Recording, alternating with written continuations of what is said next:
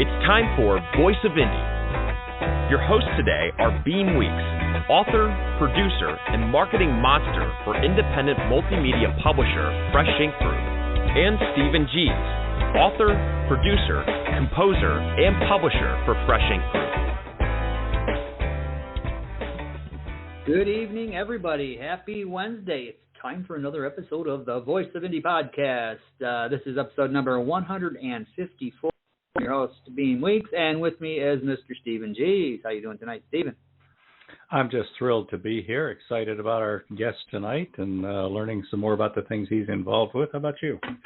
I am just excited to be here. We got some more rain again this week, so everything's starting to green up again instead of looking brown and dead and crispy, and so I'm happy with that. And all right, been doing a lot of work. We got all kinds of cool stuff coming down the pipeline with books and audiobooks and all kinds of cool things. Yeah, you say pipeline, and my image is a little bit more like an avalanche. I'm picturing, like where you shoot a rocket at the side of a mountain and the snow starts coming down. It's been real busy lately. I'm yes, it starting has. to forget what sleep is like. But speaking of busy, we've been getting regular submissions for our short story showcase contest. As many of you know, we already have one book out.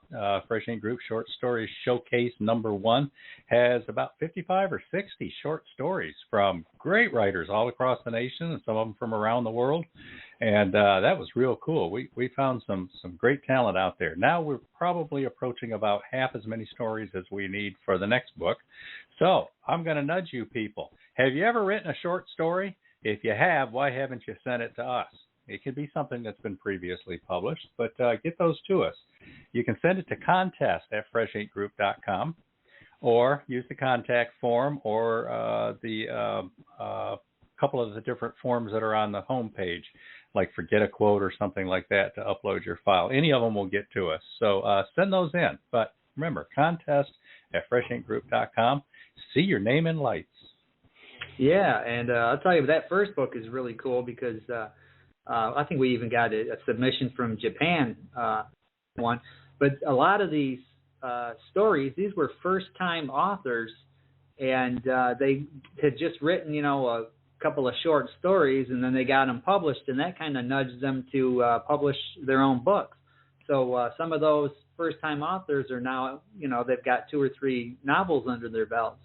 So this is a good way to introduce your work to readers around the world, and who knows, you might have a novel in your psyche somewhere. Yeah. So one of the things that we've been working on this week is a book for Dave Hooker of Off the Hook Sports, and we have a title for it now. Title reveal. It's called Celebrate 98. And it's a good, long, hard, nostalgic look at the 1998 College Football Champions Series Tennessee Vols, with lots of cool color pictures and all the behind-the-scenes stories, quotes from the players and the coaches, and some Where Are They Now stuff. That's from Dave Hooker, Off the Hook Sports, and we're looking forward to getting that out sometime in the next couple of weeks, in plenty of time for football season. All right. We've also got Slingshot. That's the first of the Star Child saga from Robert G. Williscroft. That's out now, and the next 3 are in the pipeline, as we say. So keep your ears and eyes open. Williscroft is an exceptionally gifted sci-fi writer, military thriller stuff, just some really cool stuff. So if you're into good writing, check them out. And if you want to call in tonight, you've got something you want to ask tonight's guest, or you just have a comment that you want to make, there's a couple ways you can do that. So here's how you can. Call 516-453-9902 right now with your questions or comments for tonight's guest. Or post a note on Twitter with #FreshInkGroup in the body of the tweet, and we'll read it on air. That's 516-453-9902 or #FreshInkGroup on Twitter. All right. Now, speaking of that avalanche, We've got several books that are looking to come out sometime in the next couple of weeks. One is by David Carroll. Now, we previously published David Carroll's Volunteer Bama Dog, which is a nostalgic look at basically the whole tri-state area down here in the South and what's going on with the media and stuff. And we published his Hello Chattanooga, which, what's that about, Beem? Oh, that's a really cool one. That chronicles everybody who was anybody and some who were nobody but became somebody that came through and played Chattanooga. Music, acting, a lot of sports stuff, Muhammad Ali, Little Debbie. And it literally goes back to 1900, 1902, 1903, all the way up to recently. So you'll get Al Jolson played there, and you'll get photos or little snippets from the newspaper reviews of Jolson when he was, singing, way up on the Swanee River. A lot of people probably don't know who Jolson was, the younger ones, but he was once popular back in the 20s and the 30s. But this book is loaded with photos. It's loaded with newspaper reviews and clippings, and it's really cool entertainment history. Yeah. So the new book by him is I Won't Be Your Scapegoat. And it's a look at a whole bunch of cool, crazy signs, misspellings, postings that didn't make sense or whatever. And it's a laugh out loud kind of book. We're having fun with that. It is. We laughed out loud when we were looking. We did, literally. We've got Pandemonium in Puzzletown from B.A. Johnson. And she is the author of the two Sassy books. Sassy Discovers the AME Church and Sassy Uncovers Peter Allen's Secret, which are both performing very well out there. She's even getting churches and organizations around the country to order quantities. We just shipped 300 copies to a bishop somewhere in the Northeast. So congratulations on that, B.A. Johnson. So we're looking forward to having Pandemonium in Puzzletown. We've also got The Dayang by Maureen Howard, who's going to be going by M.C. Howard. And she's got the first of a trilogy, the Dayang trilogy, getting ready to come out here sometime in the next week or two as well. She's also going to be our guest next week. Yeah. So you guys can, all you listeners out there can get a chance to meet one of our upcoming authors who hasn't been published just yet, but hopefully she will be by then or close to it. We also have As We Remember, by Najma Thomas. This is a look at the Women's Relief Corps in Beaufort, South Carolina, or Beaufort, South Carolina. Beaufort, yeah. Beaufort. Fit in, Bubba. Fit in, fella. Beaufort, South Carolina. And she's down there. She done wrote this book. Now, As We Remember by Najma Thomas, this is an excellent book filled with photographs and people's personal stories about being involved with the Women's Relief Corps. And we also have Daddy Yo-Yo and Legendary Marble Tournament by Janice Toney. That is out. That is a book for children and young adults. It's a lesson on bullying and just being an all-around good person. And it's got great illustrations in it, and it's available now. So get out there and grab your copies. Now, if you want more news on books that Fresh Ink Group is publishing, what's coming up and what's out now and what's in pre-order and all that good stuff, and all things indie publishing and all things Voice of Indie podcast, we've got a newsletter, and here is how you can subscribe to it if you're not. Stay on top of these podcasts and all things Fresh Ink Group with our weekly digital newsletter, new releases, videos, stories, excerpts, interviews, and more. Sign up now on the homepage of FreshInkGroup.com and be the one who knows what's what. What? All right. Let's take a look at some bestsellers here.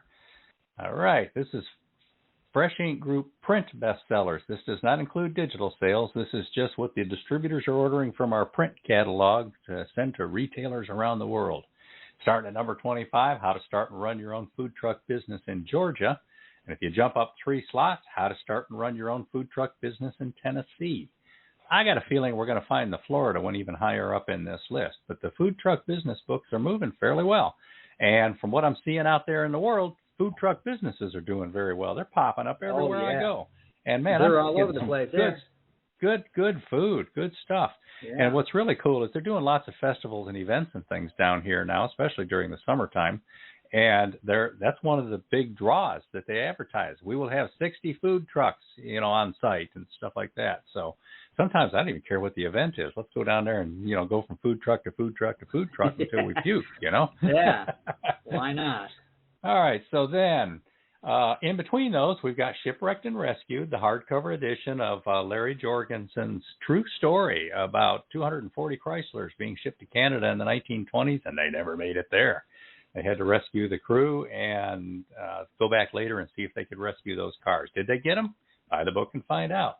Above that, Sassy uncovers Peter Allen's Secret by B.A. Johnson. That's the second in her Sassy book about a young girl who's learning about the history of her AME church. Now, above the food truck business in Tennessee, we've got Outshine, an ovarian cancer memoir, second edition. Why don't you tell us about that, Beem? That is Karen Engel's book. And it is a personal telling of her battle with ovarian cancer, and thankfully she won that battle, and we're proud to have republished that for her.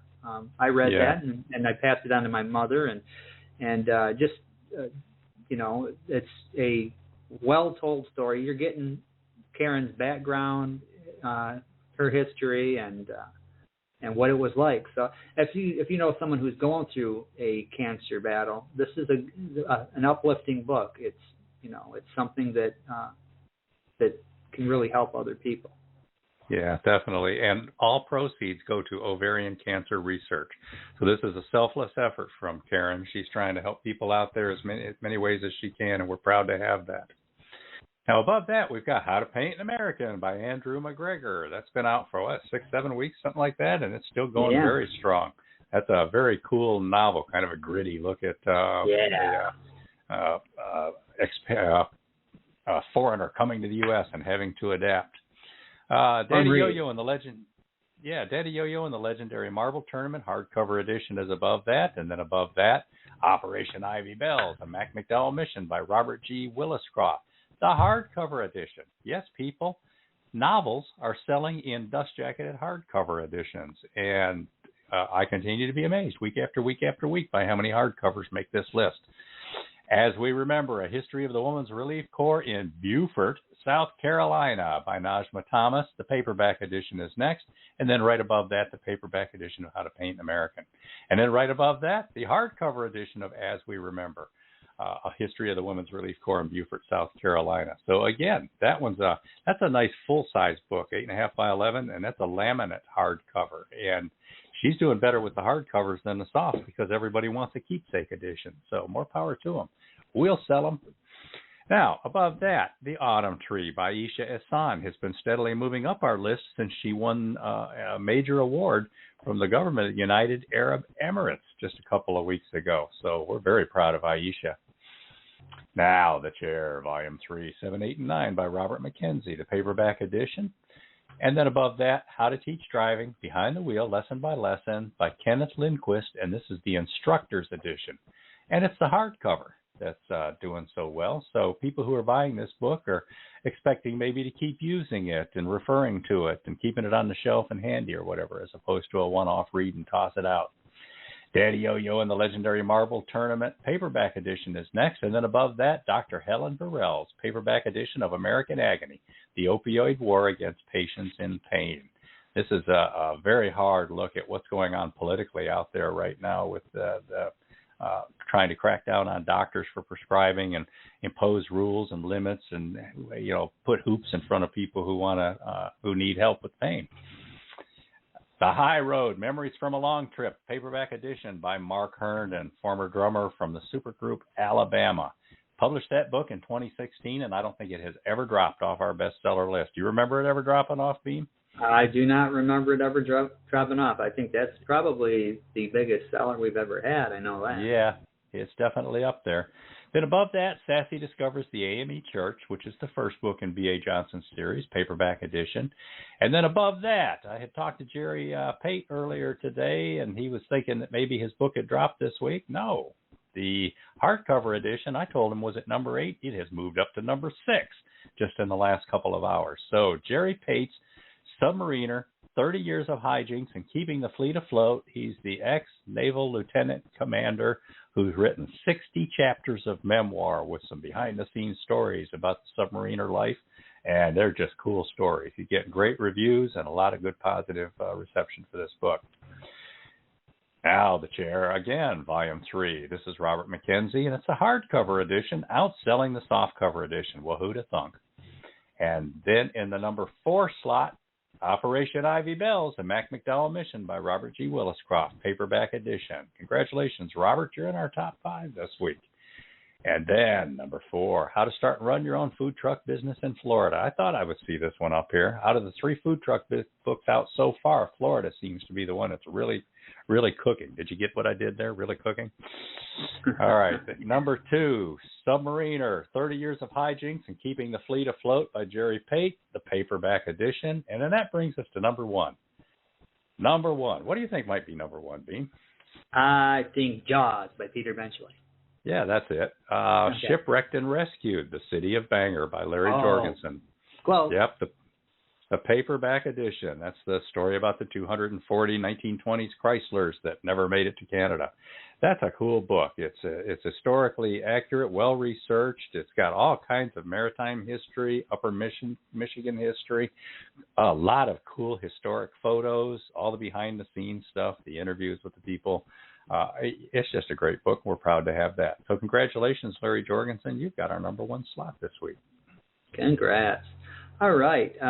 We also have George Dismukes' latest book, Paradise My Prison, is currently in its Vella form, and it's still open. So that means you can go over to Amazon and click on it and read the first 3 chapters for free.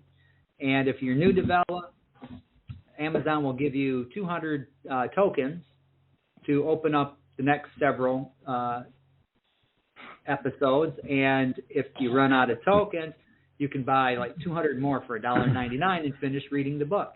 And so get over there and check that out. Support George, because it's going to be going out into pre-sale here in several more weeks.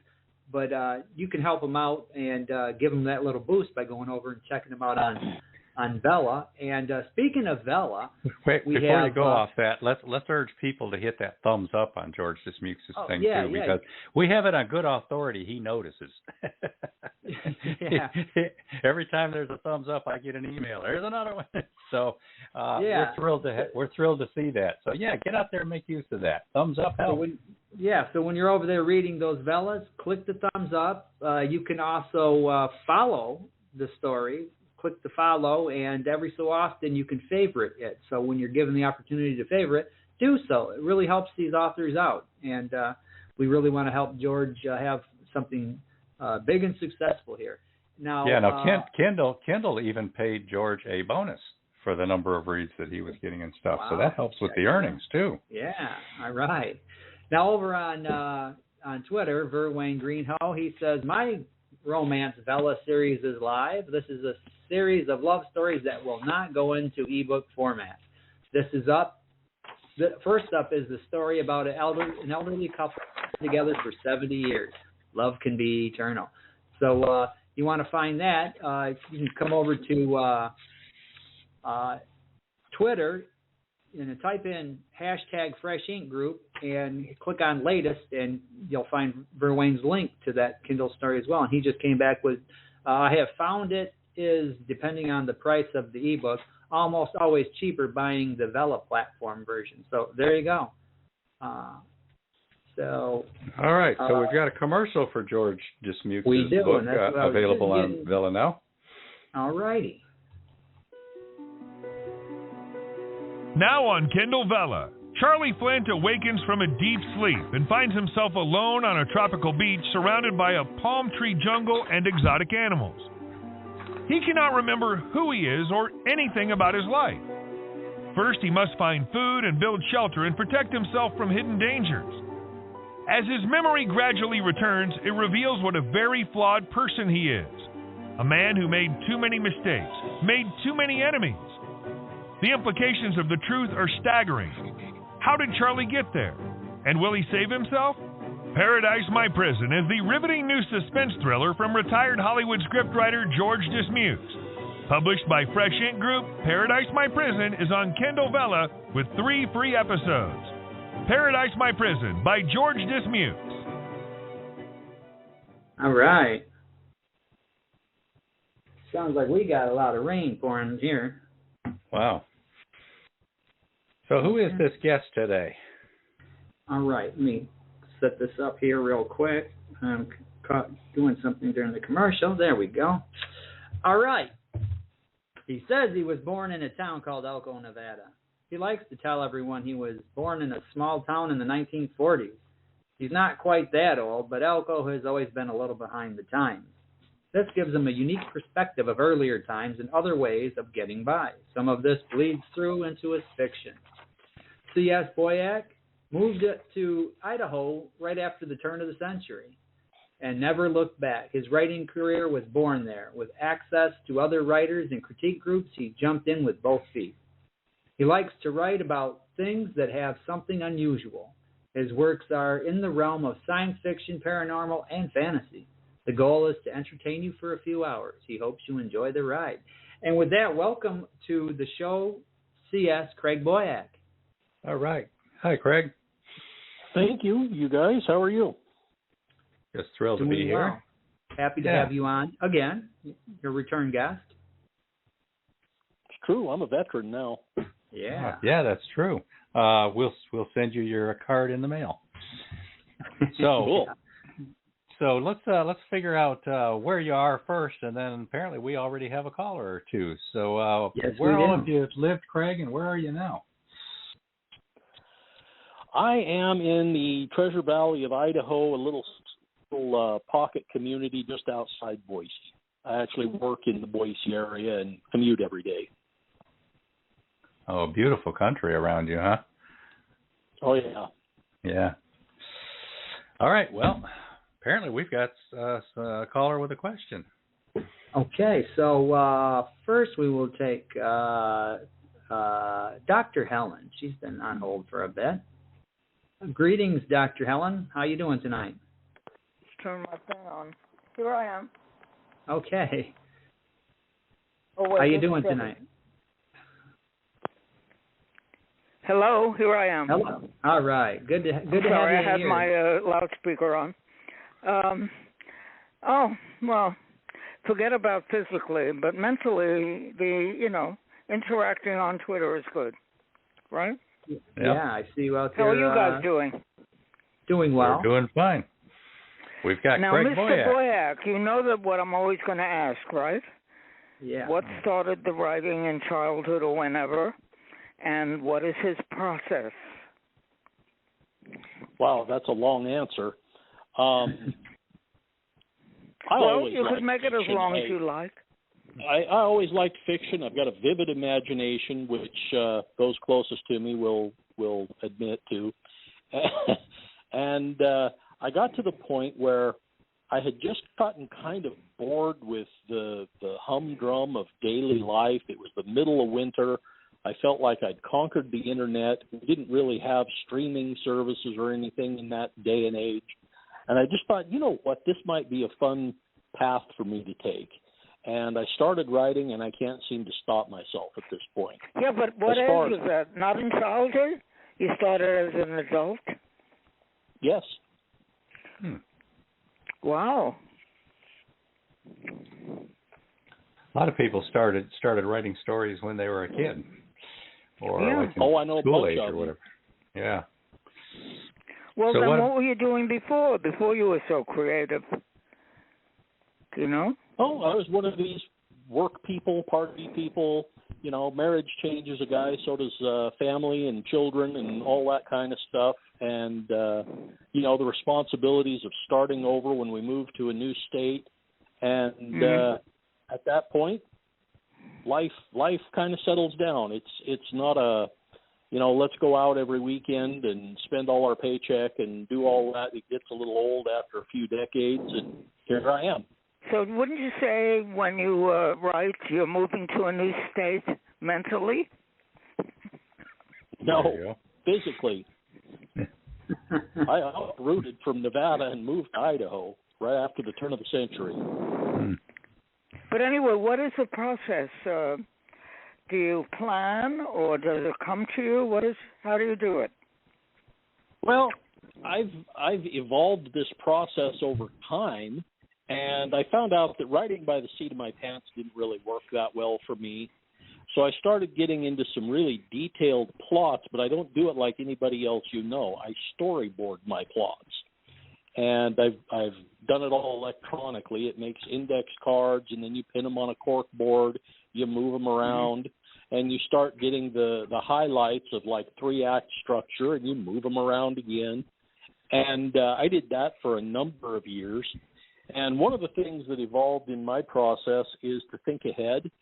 I've actually got books mapped out in my mind that will last me the next 5 years, particularly in my ongoing series.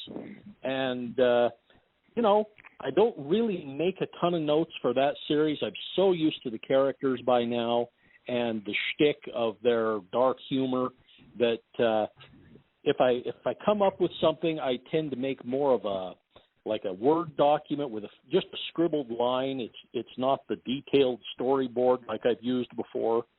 And so it's an evolving process, but thinking ahead has really paid off for me. I've always got something I can pick up and start writing tomorrow if I need to. Well, very interesting. Do you set daily goals or anything, Craig? I'm sorry, go ahead. Do you set like daily goals or any of that kind of stuff? Do you have any rituals, anything chanting at the moon? I used to be that guy, and anymore I kind of just want to enjoy life as it comes. I got counting. I think I've got 25 covers in my folder of cover art. And so I've done this before. It's not a new process to me.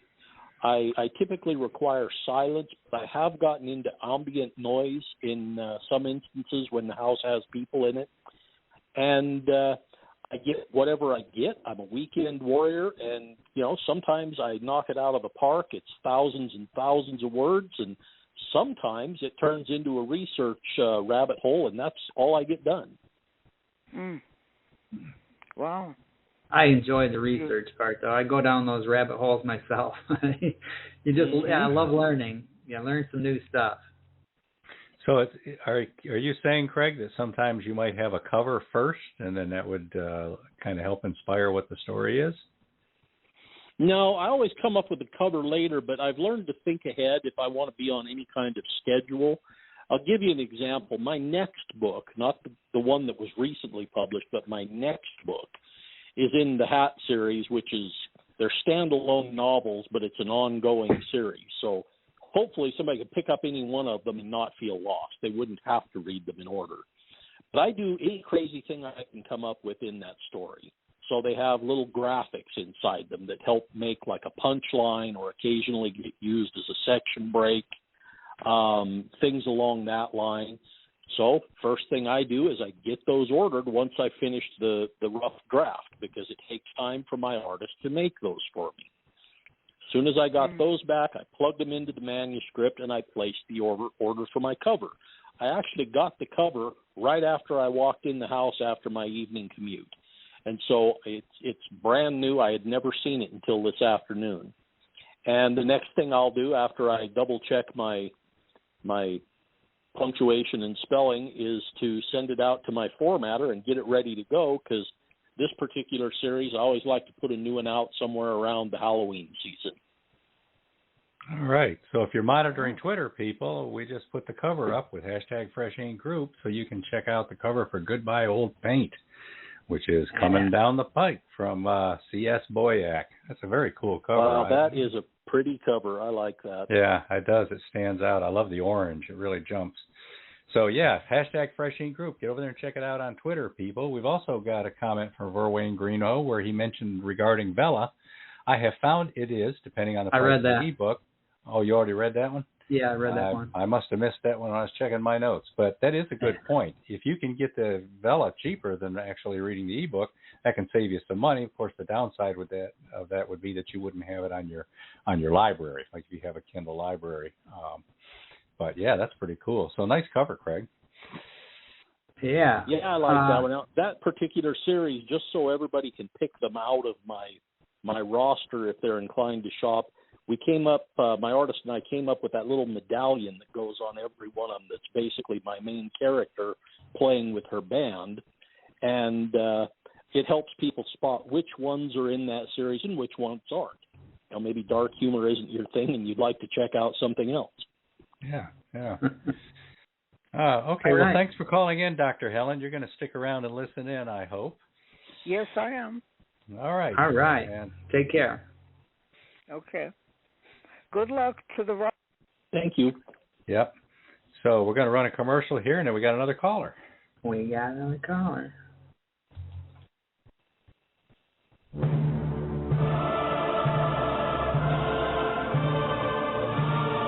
Now, the Star Child trilogy by Robert G. Willis Croft is complete. In Book 1, Slingshot, 3 scientist engineers reach for the stars as they blend their skills with a host of skilled colleagues to create the world's first space launch loop. A team of young eco-terrorists will go to any length to halt the project. One woman is determined to scoop the story, reporting events to a watching world. Slingshot ranges from Seattle's financial district to the ocean bottom off Baker Island to the edge of space and across the vast panorama of an equatorial Pacific. It's a love story, a gender bender, and a mystery about a missing aviatrix, a conspiracy, and a true believer. It's about high finance, intrigue, heroism, fanaticism, betrayal, and humanity's surge into outer space. In Book 2, The Star Child Compact, an international team ventures to Saturn's moon Iapetus to verify it really is a derelict starship. They discover the founders, descendants of the starship's builders, who arrived in our solar system 150,000 years ago. Together with the founders, the explorers advance founder science with momentous implications for the entire solar system, paving the way for a joint push to the distant reaches of the galaxy. But a Persian caliphate stowaway sabotages the mission, hoping to destroy science that he believes violates Islam. The Star Child Compact blends tomorrow's science with human foibles, fears, beliefs, and political intrigue, speculating on how civilization might develop while traveling on a generational starship, and how modern humans might interact with remnants of that civilization. In Book 3, the Iapetus Federation, besieged Israelis on Earth make their way to Mars as the Federation expands throughout the solar system. While global jihad rages on Earth, putting millions to the sword, the Star Child Institute develops wormhole transportation. But will this new technology be ready in time to rescue all that is left of the United States, the beleaguered Lone Star Conservancy, and remnants of other cultures around the globe? From hand-to-hand combat in the oceans, to battles on Earth's surface, to struggles in interplanetary space, our heroes fight to survive and expand to the far reaches of the universe. Robert G. Willis Croft is an adventurer, polar explorer, deep-sea diver, nuclear submariner, scientist, and best-selling, award-winning author. His stories portray the accurate science and precise engineering that appeals to hard science fiction buffs. But the Star Child trilogy is for everyone who loves an epic tale, a grand journey by men and women who loom larger than life as they work, play, and love. Make the Star Child trilogy your own with individual hardcover, softcover, audiobook, and all major ebook editions worldwide, or collect the entire set for one epic journey by Robert G. Willis Croft, The Star Child Trilogy. That's some dramatic music, that's for sure. That music reminds me of the opening of the Ozzy Osbourne concert that I went to see. That's literally the music that they started with before the band got on stage. So just a reminder, people. I was first exposed to it from the movie Excalibur. Oh, yeah, that's right. Yeah. But the new edition of Slingshot, the first book in that series, is out now. That's a new Fresh Ink Group edition. And the trilogy is turning into a 4-part saga. So those books will be coming out in the coming weeks, and we're looking forward to having them out there. All right, so we have another caller, and this one, judging by the area code, is calling from Fort Worth, the Fort Worth area of Texas. Hello, Texas, you're on the air. What's your name and where are you calling from? Hey. Hello, can y'all hear me? Yeah. Okay. My name's Clint. I really didn't have much to say. I made friends with Dr. Helen a couple months ago, and she told me to listen to this show tonight, so that's why I was listening. Hey, Clint, so we're glad you did. Yeah, thanks. I'm not a writer or anything. I'm just listening, and I was supporting her and y'all too. Yeah, so are you a reader? Yes. I mean, I mostly just read like the news and I guess, well, I hate to say this, I guess like not really CNN, but all news sites I just, current events and stuff like that. But, but yeah. Well, but yeah, I would hang up and, Well, thanks for calling in. We hope you subscribe to the newsletter as well. Go to freshinkgroup.com, and right there on the home page you can subscribe, and then you can be informed of who our guest is every week, as well as other books coming out and new trailers and things like that, too. So, great. We're glad you checked us out. Yeah. So you can stay on, I'll put you on hold, and you can listen off the air if you want. Yeah, I'm also listening to y'all on blogtalkradio.com. Oh, okay. Okay. You don't have to, you're good. All right. Fantastic. Well, thanks for calling then, Clint. Yeah, thanks. Yeah, no problem. Have a good night, y'all. Bye. All right. Well, look at Dr. Helen out there bringing us new listeners. Thank you, Dr. Helen. We appreciate that. We're talking to author C.S. Boyack, and you can call in too. 516-453-9902. Call in with a question, a comment, or just to let us know you're showing some support for Voice of Indy. Yeah, definitely. Yeah. Now, Craig, you mentioned your family a minute ago. You said, family changes a man, new obligations, things like that. Tell us about your family. Well, they're all grown up now. It's basically just my wife and I. I recently moved my daughter to the East Coast, which was quite the adventure. And she needed her vehicle, and so Dad and daughter jumped in the car, and we drove it all the way from Idaho to the Atlantic.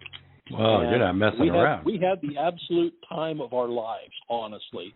It was great dad-daughter time. We stopped and saw sights.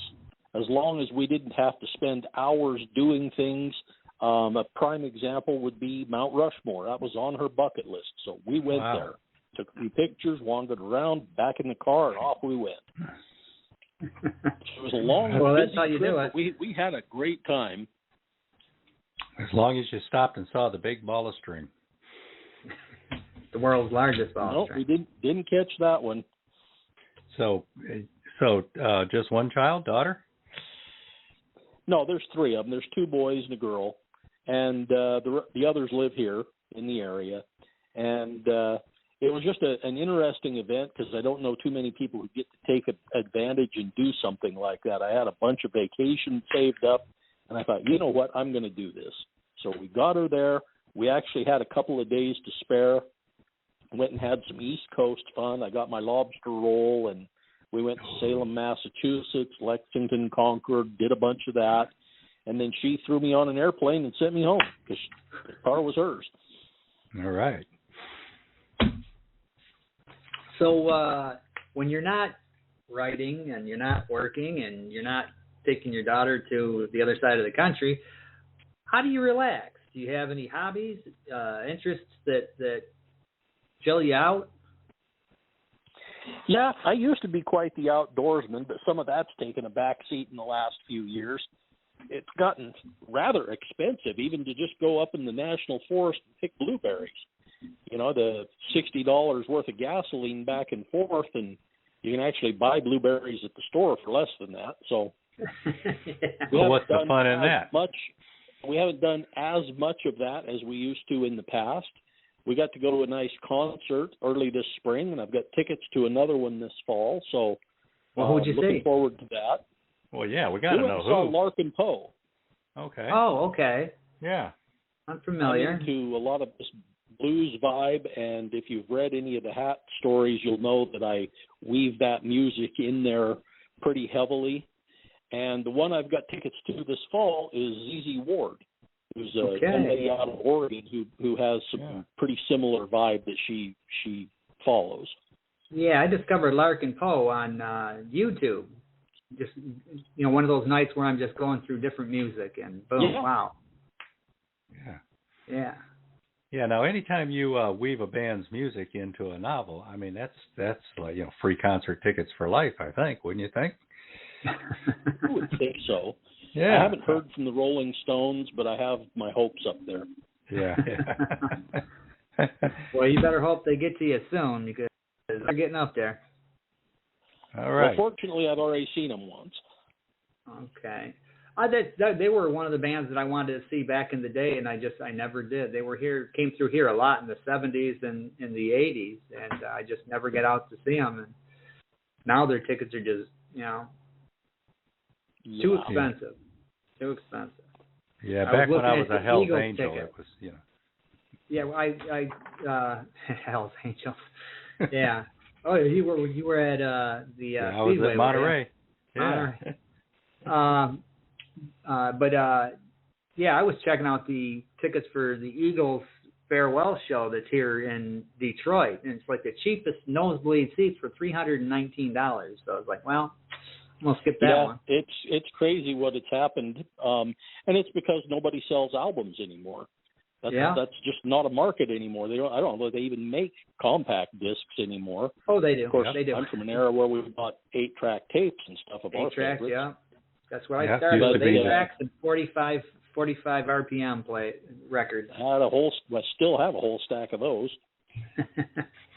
Yeah, now it used to be that the concerts promoted the music, and now the music promotes the concerts. That's where the money is. But and you mentioned $319 a seat. That's a deceptive number, because I'll guarantee you the fees and charges and stuff will be at least $100 per seat. At least $100.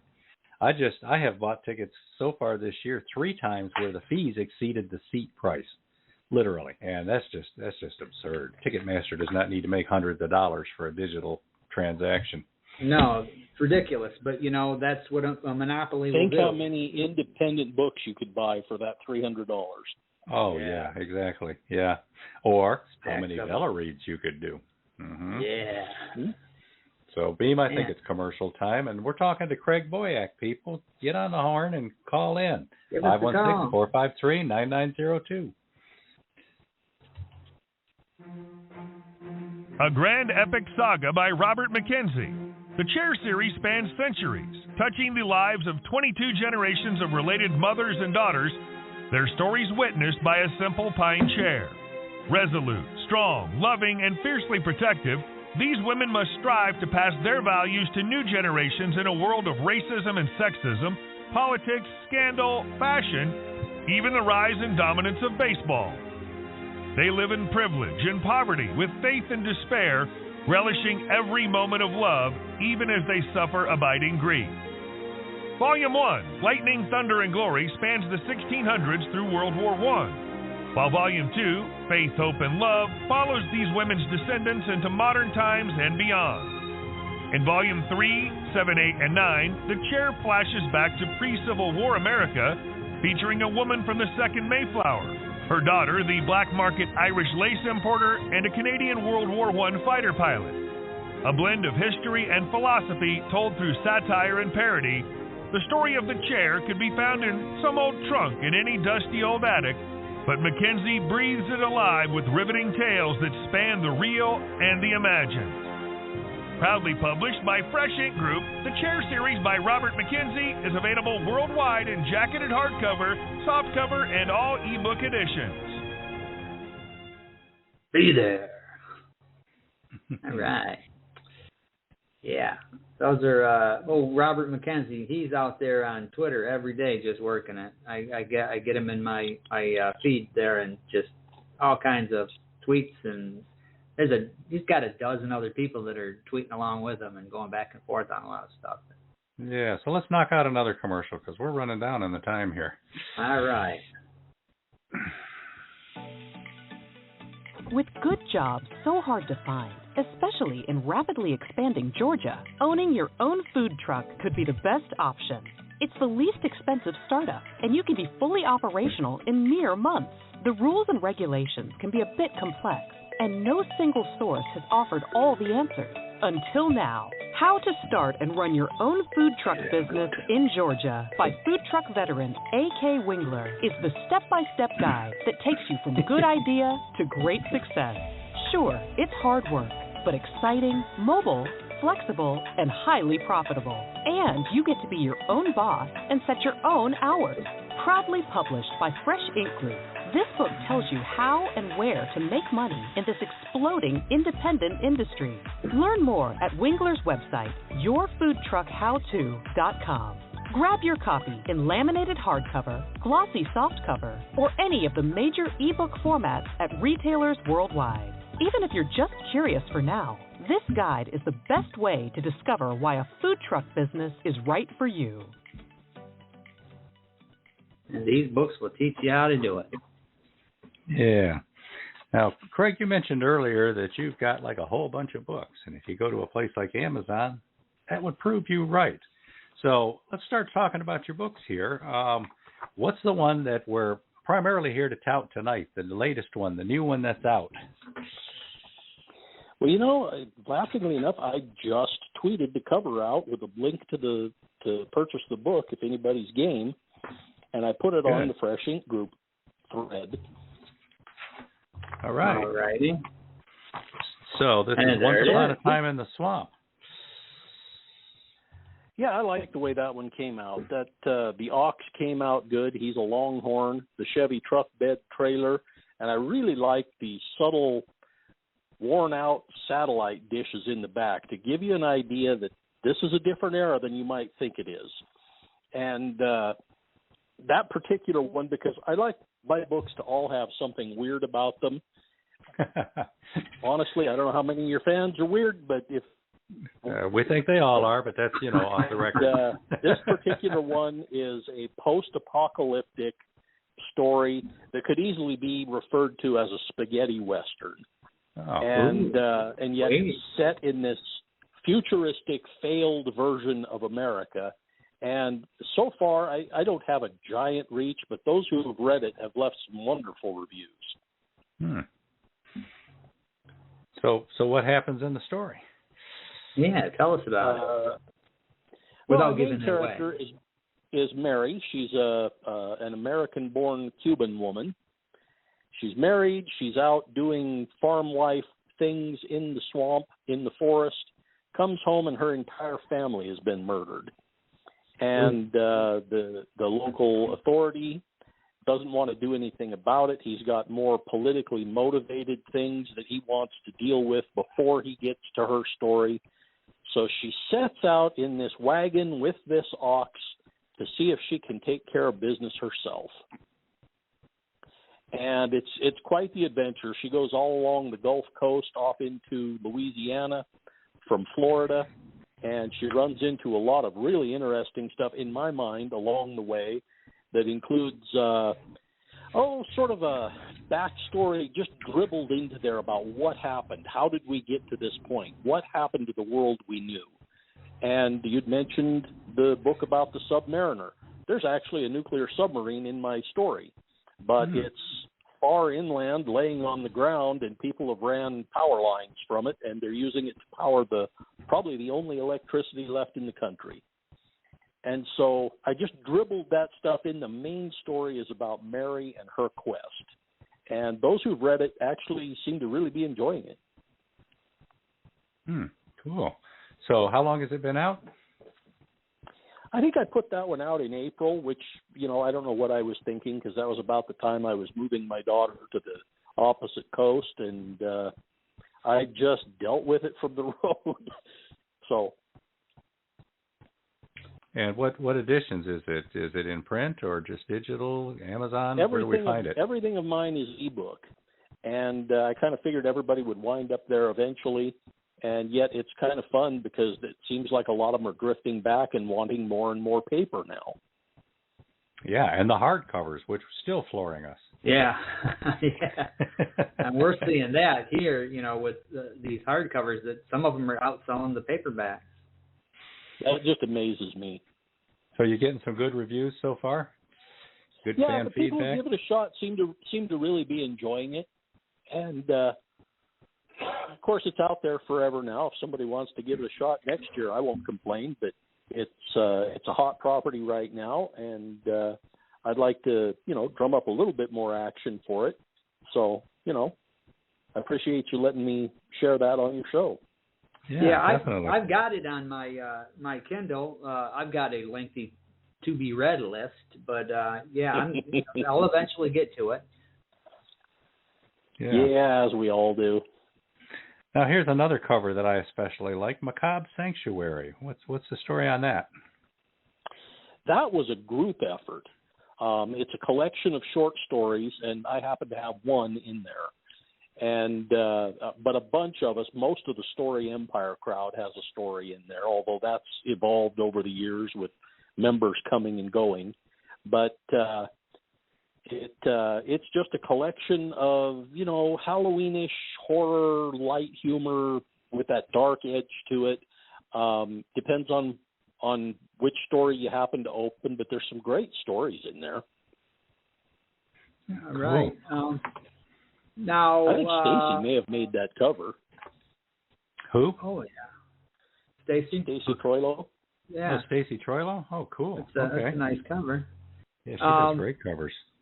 Let's talk a little bit about the one that's jumping out at me, Wreck of the Lanternfish. Yeah, I like that name. About?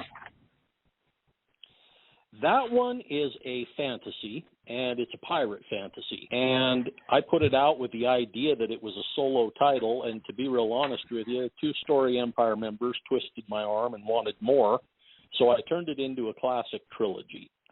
And that's book 3. Wreck of the Lanternfish is book 3. But the original was Voyage of the Lanternfish. And so I turned it into a classic trilogy. I learned a lot from doing that. I'm trying to work on writing a different classic trilogy right now, and I'm not going to release them until they're all done. I did these one a year for 3 years. By the time you get to that last one, some of the buzz has worn down. And so when I get this other one finished, I'll probably get all my covers, all my editing, all my everything, have them ready to go, and then maybe I'll drop one every 30 days so that I can keep the momentum going. Cool. So yeah, it was well received. A lot of people liked it. People still talk about the root monsters that I put in there, which are these mischievous little comedy relief characters that are all over the ship. And so, in fact, they're still really popular with a certain crowd. I love the Lanternfish name. Yeah, you've got 6 books in the Hat series, and I read the first one, loved it. Yeah, I read the first one.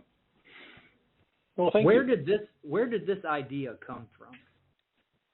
I don't know where they come from. I'm a big believer in the muse, and stuff just comes to me. And so when it does, I dwell on it. Sometimes I forget all about it. If it keeps coming back to me, I start making a few notes, and ultimately I write a story. One of the goals I had on that one is all holds are off. If I want to put a graphic in there, I will.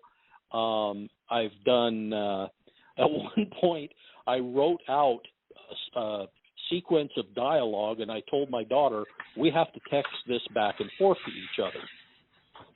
So we did that, and I did a screenshot and used that as like a photograph embedded in the picture, because there isn't really a text font that Amazon will take or that anybody makes that serves my purposes.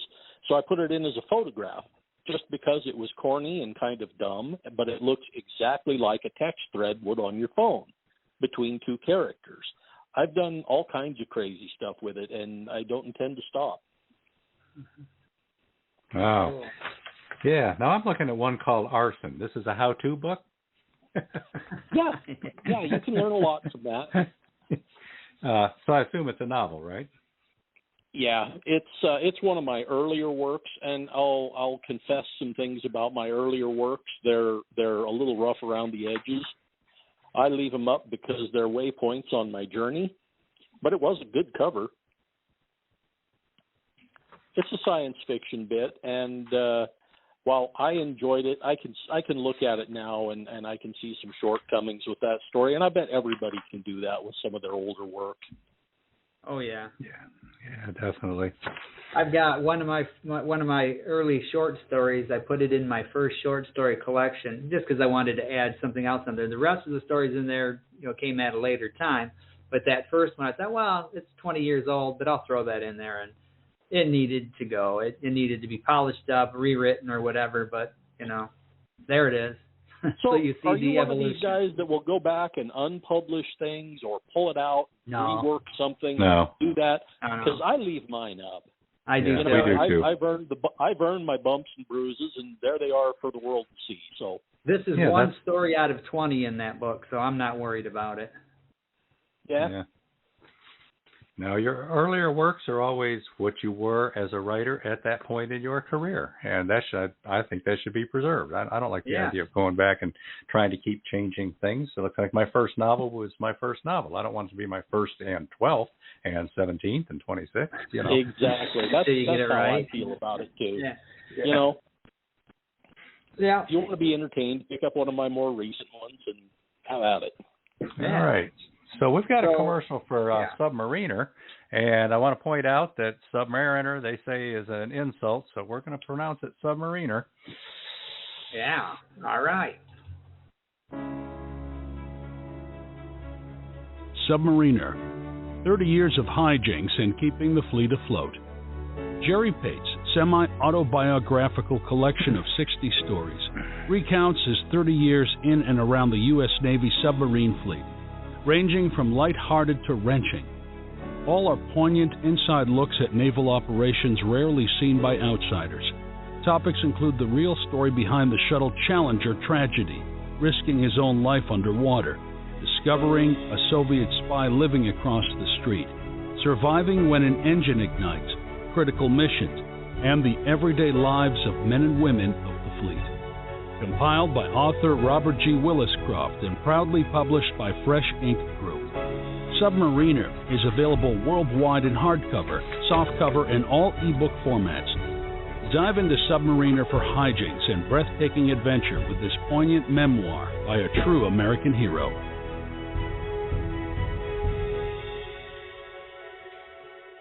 Sixty chapters of true story. Available now. Yeah. Get out there and grab a copy. We've had Jerry on, and these stories are incredible. And they're all true except one. You got to figure out which one. Yeah. So, Craig, let's talk marketing. What's your take on marketing? Do you believe in it? What do you do that works or doesn't work? Actually. I used to make great mileage out of these extended blog tours, and they just don't seem to have the oomph that they used to be real honest with you. I've put an awful lot of effort into my marketing over the years. One of my original characters in my very first novel is Lisa Burton, the robot girl, and I've kept her with me the entire time.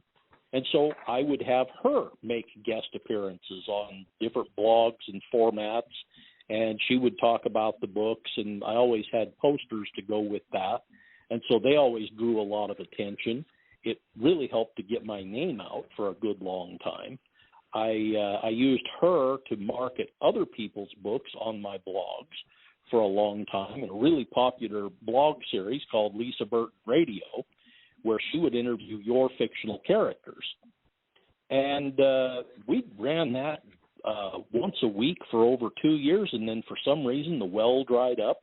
People just didn't seem to be that interested anymore, and so I stopped running that one. I spent 2 years working my tail off on Twitter and Facebook, and I'm one of these guys who pays attention. And I think I may have sold 3 books in that 2 years' time based specifically on social media.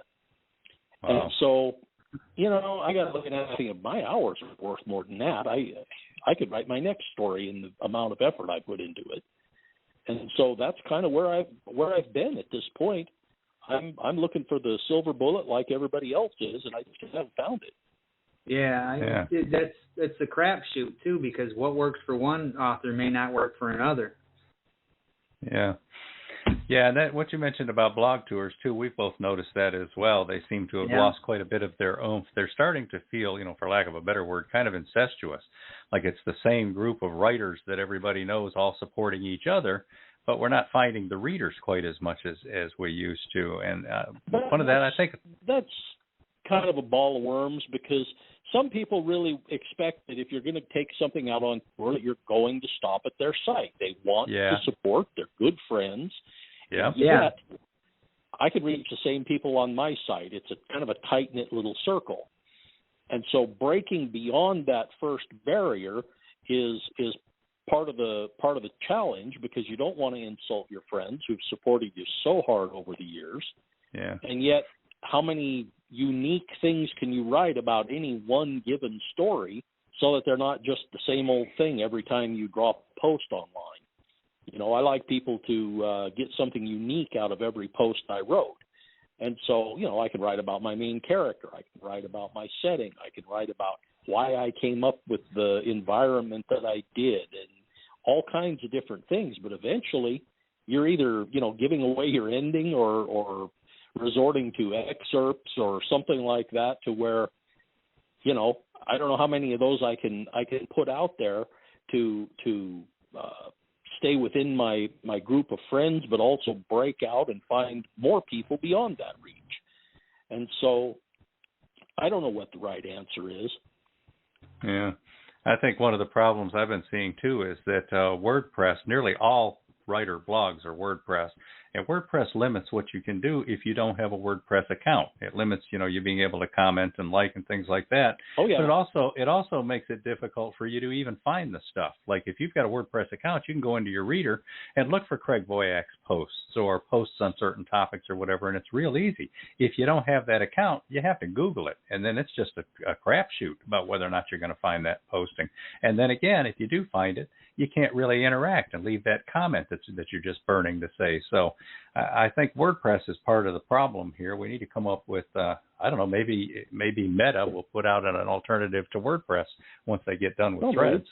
Yeah, so it's an ever-changing environment, but we're always looking for new ideas for marketing like that. And we're glad you shared that, Craig, because, you know, that's something that's a never-ending discussion. And speaking I've done some of the paid promos too, you know, and some of them have worked out fairly well. Some of them haven't. I had one that I did when I first released the hat, and it just went out of the park. It just went crazy. They had wonderful reach. The next time I tried it, not much happened, which may boil down to you have to write something somebody wants to read, you know. It doesn't matter how good it is. If it's not like a top most popular genre, they might not flock to it, you know.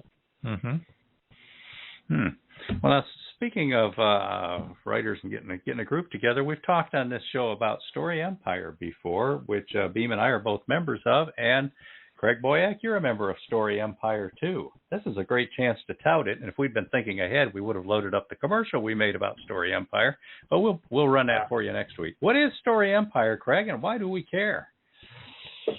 Well, we should care. It's a group of authors, and they're all veteran authors too. They're seasoned professionals. I don't know anybody in the group who doesn't write an outstanding book, and I've read pretty much everybody's books, one or the other, at some point. I haven't read a single book outside of the Story Empire crowd this year, and I've been thoroughly entertained with everything I've picked up. It's designed to talk to the other authors out there, and so we've got a lot of tips. We might land on anything. We did an extensive tour years ago about cover art, what we should look for, what works, what doesn't work, what the purpose of a good cover is. And we have talked on, I did the character archetypes. I've done the hero's journey, big series on those. Stacy has run some about the basic plot. I see that you guys have each had some really interesting stuff lately.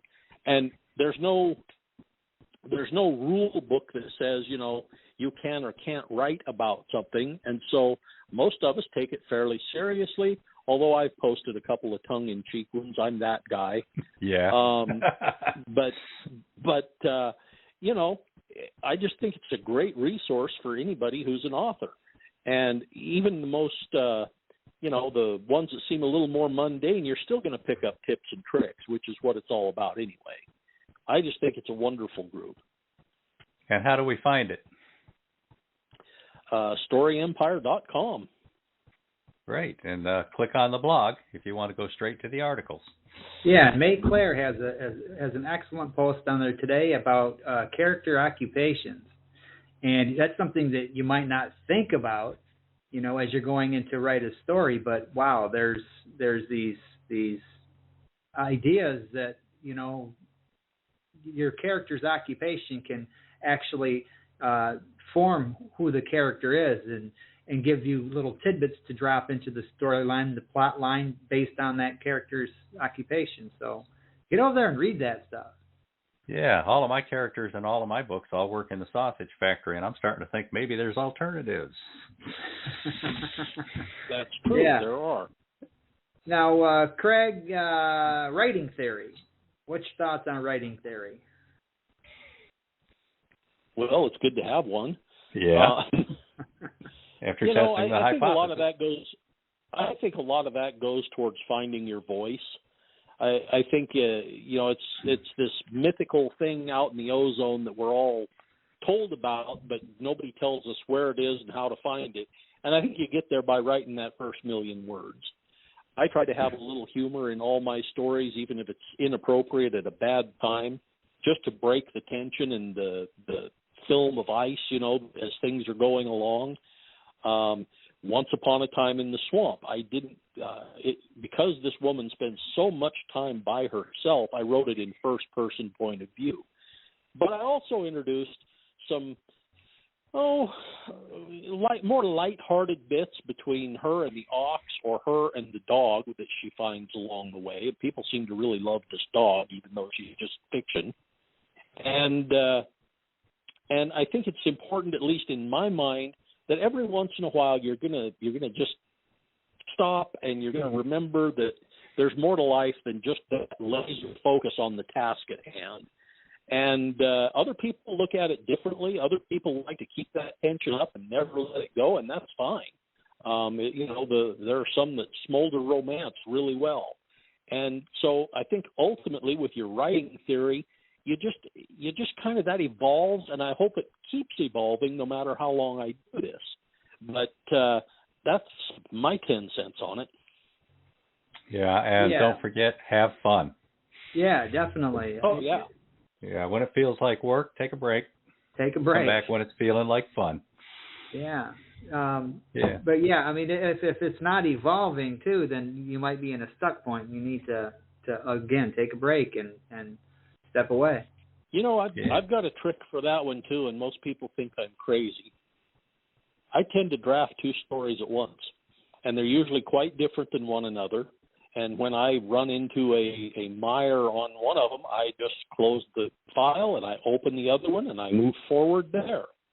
When I finally get it mired down, I'm usually ready to go back and unmire the other one, and that's what works for me. Ooh, I like that. Yeah, we won't give you a crazy for that. That's pretty cool. All right, so our guest today has been C.S. Boyack. Get out there and find him, people. He's got a whole bunch of digital books. He's all over Amazon with Kindles. Craig, how do people find you, contact you, follow you, learn more about you? Well, I've got a WordPress blog. I've got a very minor Facebook presence anymore, Twitter account. I'm not really hard to find if you're looking for me. Amazon is an easy place to go. I'm on BookBub. I'm on Goodreads. Beyond that, I haven't really dabbled in some of the other stuff. I don't see myself as being a TikToker or any of that format, but I'm not hard to find if somebody's looking. What's your Twitter handle? is, what is that one? That one's Virgilante, if I remember right. Virgilante. So it's not Vigil, it's Virgil. At Virgilante on Twitter. And then the name of your WordPress blog, how do they find that one? That one is, let's double check and make sure I'm right. Yeah, it is coldhandboyack.wordpress.com. And that's all one word ran together.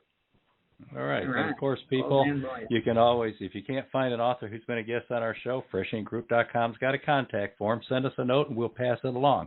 Make sure that somebody hears from you. It's been a blast. And you can find me on Craig. Story Empire, by the way. Oh, that's great. Story right. Empire. Right. Click on blog and start scrolling down. Yeah, there's lots of cool stuff there, and Craig's got one a month popping on there. Thanks for being on the show, Craig. It's been fun learning more about you. This is your second time on. We're looking forward to having you on the next time, too. So, get out there and check them out. I appreciate it. I'll write more so we can do this again. Yeah, there you go. All right. Now, coming up, people, next week's guest is going to be M.C. Howard. And we mentioned that the first in her Dayang trilogy book is coming out in the next couple of weeks, and that's called The Dayang. We're also putting together a book of her multimedia mermaid art. She's got almost 40 paintings that have been used for the last quarter century in the Yachty Gras. That's Yacht, Y-A-C-H-T, the Yachty Gras Festival down there in Texas. So that's M.C. Howard. And who we got after that? After that, we've got Joseph Carabas. He's going to drop in, and we're going to get to meet him for the first time. Don't know a whole lot about him, but that's the cool thing about booking some of these authors that we don't know. We get to learn just as the listeners do. So Joseph Carabas. Likewise with our next guest, Kim Bachelia. That's an author that we did not publish, and we're just starting to learn more about her. We can't wait to have her on the program. What's after that? After that is David Carroll makes a return visit, and he's always interesting, so tune in for that one. And after that... Yeah, now, David Carroll's an NBC newscaster, so, we're just happy when he can pronounce all the words, But we've got V.S. Kamanis coming after that. Via Kamanis is an author we've just been getting to know in the last couple of days, so we're looking forward to having her. And I do have several others lined up that have all agreed to do the show. I just have to get them scheduled into the dates and times. And so keep your ears open and get with that newsletter. Subscribe to it if you haven't, because this is where you're going to hear about them. Yeah. All right. And again, C.S. Boyack. C.S. Boyack. B-O-Y-A-C-K. And we will talk to you guys next week. Thank you again, Craig. We appreciate your time. Yep. Thanks, Craig. Thanks for having me. Yep. All right. See everybody next week. All right. We're going to roll a couple of commercials on the way out. When Aaliyah and Kehlani go from having fun to tussling, Big Mama puts it to rest, as fighting and bullying are plain wrong. Later, Big Daddy tells the girls about the photo of a man on the mantle. His name is Daddy Yo-Yo, he says, telling the girls about his late grandfather, who watched out for all the children in his neighborhood. Daddy Yo-Yo and the legendary marble tournament is about a group of boys having fun until Evil Eye Bucket Smith tries bullying his smaller rival, young Chucky Fry. Daddy Yo-Yo won't stand for it. He knows that looking out for kids also means teaching about pride, self-worth, and caring for others. From Fresh Ink Group and author-educator Janice D. Toney, the illustrated full-colored chapter book, Daddy Yo-Yo and the Legendary Marble Tournament is out now. Grab and share your copy in hardcover, softcover, or all ebook formats. Find out who the real winners are as we all learn the wisdom of Daddy Yo-Yo.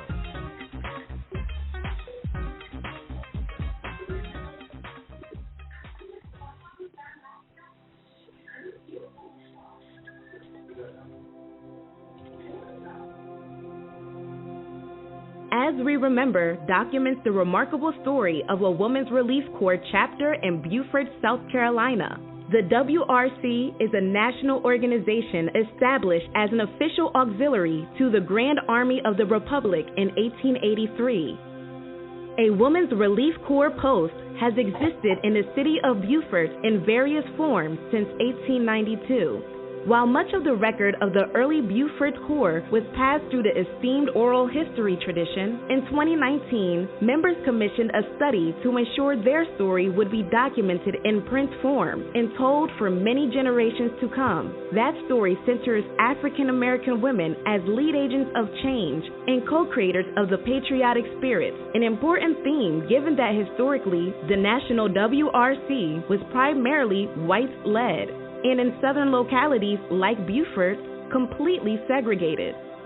Beyond documenting the members' experiences, this story is compelling in the larger context of our nation contending with changing notions of its national identity and definitions of patriotism. Written and compiled by Najma Thomas, Ph.D., and proudly published by Fresh Ink Group, this fascinating history is available in all ebook formats, or grab your keepsake edition in full-color softcover or laminate hardcover, or listen to the audiobook narrated by the author. As We Remember, a history of the Women's Relief Corps in Beaufort, South Carolina.